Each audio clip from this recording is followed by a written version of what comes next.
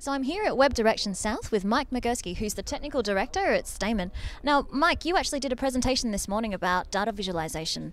Can you tell me, in what ways has data visualization enhanced the user or like people's experience online, and also through new cross-platform applications through TV? I think it's enhanced kind of user experience in a lot of ways. You know, when we think about data visualization, it's oftentimes it's sort of a wrapper term for basically everything that's coming down the pipe in terms of how people interact with information. So it's not really a technology per se, so much as an approach. And to us, that always means kind of, the next 6 months, the next year of what's interesting online.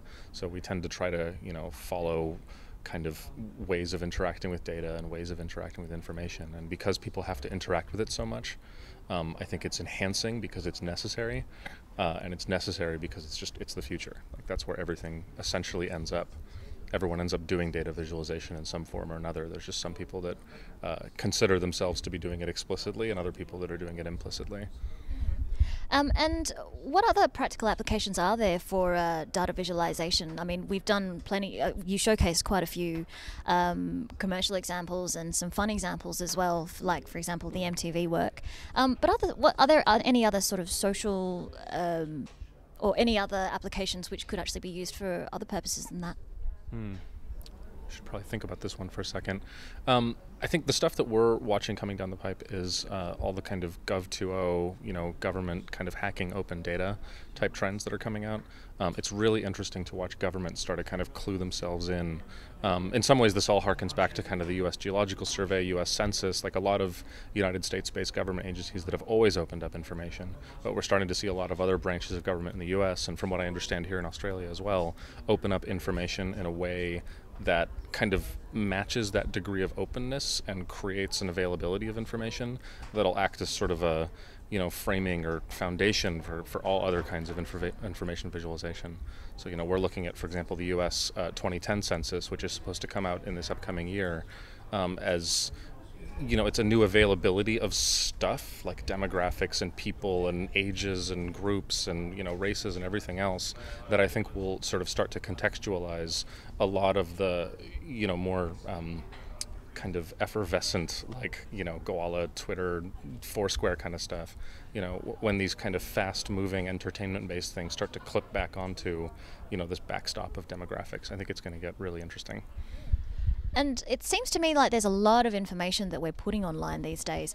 Do you think that there's actually a limit to the amount of information we should be putting online? Like, is there any ethical reasons we should, or a level at which we should stop for ethical reasons?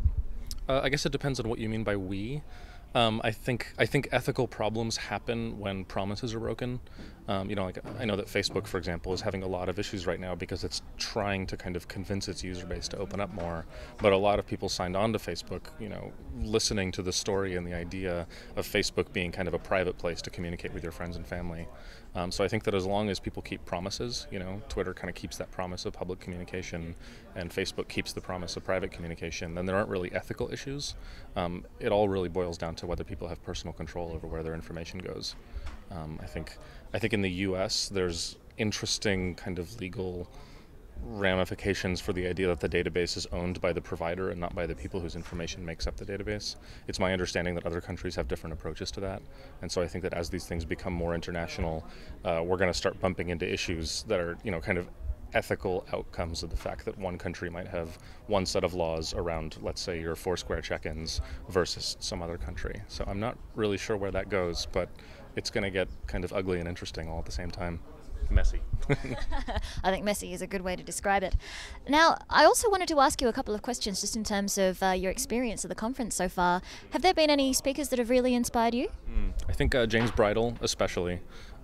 He's obviously somebody who's a friend of mine, so I was kind of ready to be blown away, but he's got a really kind of sweet way of talking about books and talking about liberal arts, and it was just a really inspiring talk. Just a lot of outcomes of reading and a lot of outcomes of dealing with information in the world that were ways of thinking that I hadn't really seen before.